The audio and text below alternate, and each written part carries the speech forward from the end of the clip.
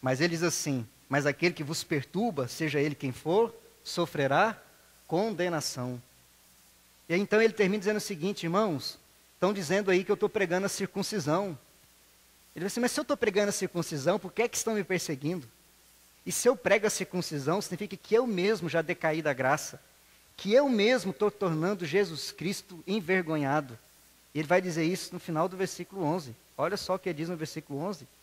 Logo foi desfeito o escândalo da cruz. Se eu estou pregando a circuncisão, então eu estou negando aquela obra que Jesus fez na cruz e que é escândalo para os judeus, mas para os salvos é poder de Deus. Para aqueles que não creem na obra da cruz, a cruz é loucura. Para aqueles que não creem na obra da cruz, a cruz é um escândalo. Mas para aqueles que creem na obra de Cristo, a cruz é poder de Deus, que nos arranca do pecado e nos traz a verdadeira liberdade. É por isso que Paulo vai dizer então para as igrejas da Galácia: queridos, tomara fosse que aqueles que gostam tanto de circuncidar, fizessem isso até se mutilarem. Paulo foi extremamente pesado aqui. O que ele disse para os irmãos lá da Galácia é que se tem gente que gosta tanto da circuncisão, por que não pratica em si próprio até cortar o órgão genital? Literalmente o que está na sua Bíblia.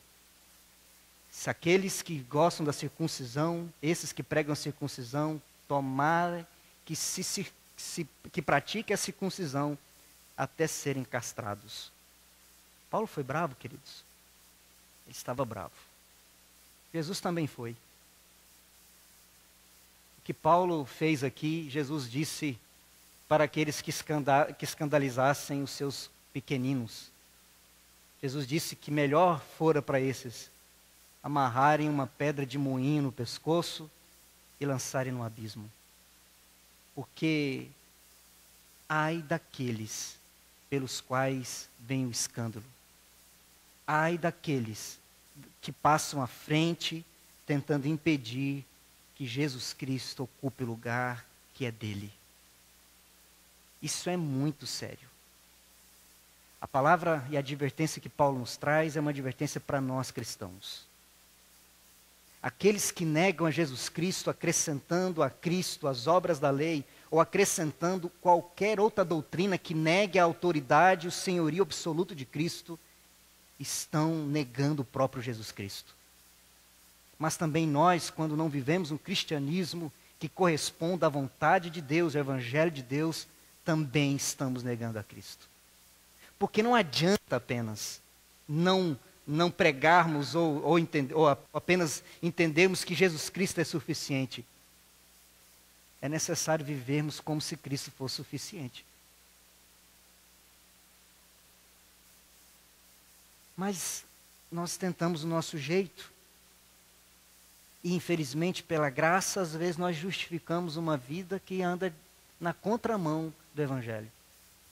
A graça não é um cartão verde para uma vida de libertinagem.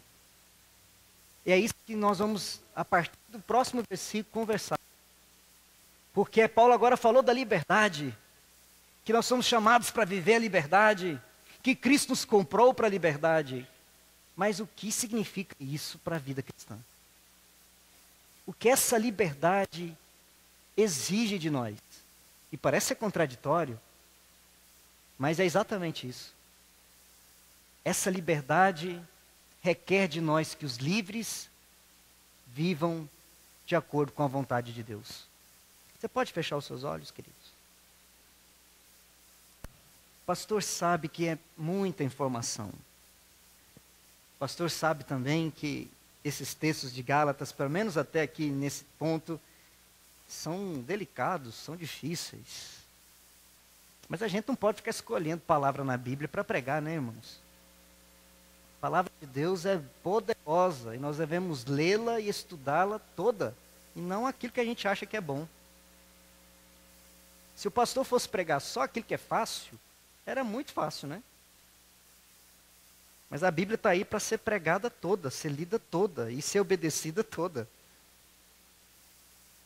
Veja que privilégio nós temos desfrutado desses domingos aqui, praticamente já lemos aqui quase toda a Epístola de Gálatas, cada domingo uma porção. Não ficou um único versículo até agora de Gálatas sem lermos aqui e conversarmos sobre eles. Que privilégio!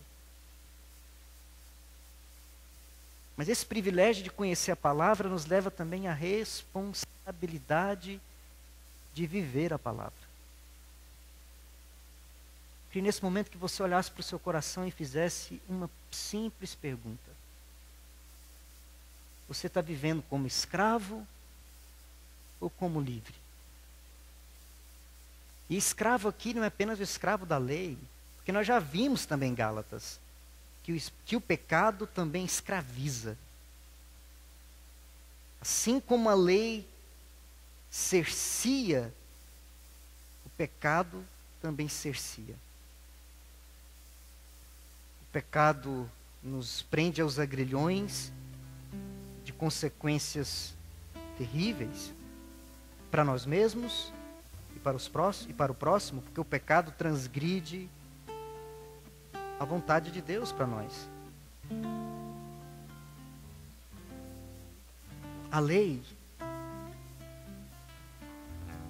talvez nós enquanto igreja, no nosso tempo, talvez não tenhamos tanto problema em ficar pensando sobre o sábado, sobre alimentos.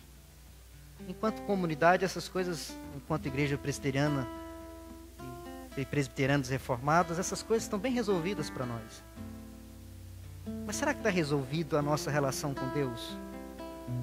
Será que nós estamos vivendo a graça como filhos da graça e livres pela graça de Deus, correspondente à vontade do Senhor?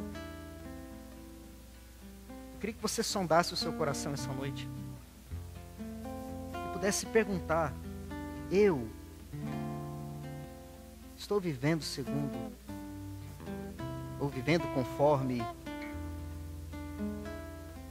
filho da liberdade, que tem a promessa, que tem herança, que é livre, que é abençoado, que é bendito? Eu tenho levado uma vida como escravo. Eu não conheço o Pai. Eu não tenho relacionamento com o Pai. E é claro que também estou impedido de gozar as heranças espirituais que o Pai tem para mim. Para o livre é uma promessa. Ele já é habitante da Jerusalém celestial. Aqueles que conhecem Jesus Cristo têm a promessa de que são salvos, que vivem como salvos e herdarão a eternidade. Glória a Deus.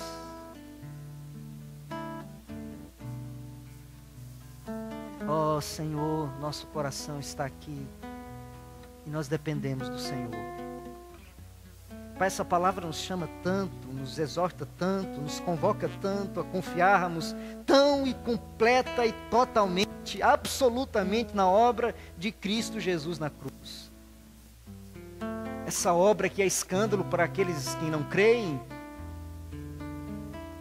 que é loucura para aqueles que acham que um Deus na cruz, morto na cruz, é um fracasso.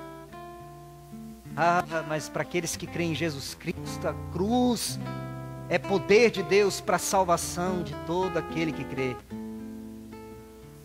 E nós estamos aqui porque cremos que a obra de Cristo naquela cruz do Calvário, pela minha vida, pela vida dos meus irmãos, essa obra é suficiente, poderosa, para arrancar os grilhões que nos prendem ao pecado e nos levar a uma vida de abundância na presença do Deus poderoso, glorioso, majestoso. E é a Ti, Senhor, que nós adoramos. É na Tua presença e na Tua presença nos submetemos, porque queremos que aquela cruz de Jesus, aquela cruz de Jesus, de maneira poderosa, crucificou-nos a cada um, para que mortos com Cristo no nosso pecado, possamos ressuscitar com Ele para uma vida de louvor e glorificação. Abençoe o nosso coração essa noite, Senhor. Se alguém aqui essa noite que ouviu essa palavra e foi tocado, ó Deus, complete essa obra, para que saiamos daqui essa noite certos de que essa obra que é tua, é milagrosa, é poderosa, não vem do esforço humano, é poder de Deus, é obra de Deus, é favor de Deus, é graça de Deus, é intervenção de Deus. E louvamos o teu nome, Senhor, porque nessa salvação é o Senhor que faz, é o Senhor que realiza, é ato da tua graça, é intervenção poderosa do Senhor, e nós podemos descansar, porque a nossa salvação é ato exclusivo da tua bondade e do teu amor na cruz do Calvário. E nós repousamos na justiça que provém da fé. É em Cristo que nós cremos, e porque cremos em Cristo, estamos justificados dos nossos pecados, perdoados, salvos e perdoados. Não há mais culpa, não há mais condenação, livres de todo o peso da culpa. Louvado seja o teu nome, Senhor. Esta é a obra gloriosa que o Senhor faz em nós. E nós te louvamos por isso, Senhor. Nós te adoramos por isso. Bendito é o teu nome, Senhor Jesus. Glorificado é o teu nome, Senhor Jesus. Porque és lindo, és maravilhoso, és poderoso. Sobre, ó Deus, ó Jesus, sobre a tua presença, todo joelho se dobrará e toda língua confessará que tu és Senhor. Porque tu és lindo, és majestoso, és poderoso, és glorioso, és Salvador. E é somente em ti que cremos. Nosso coração repousa em ti. É na esperança em ti que depositamos a nossa vida. Louvado seja o teu nome, Senhor. Louvado seja o teu nome, Senhor.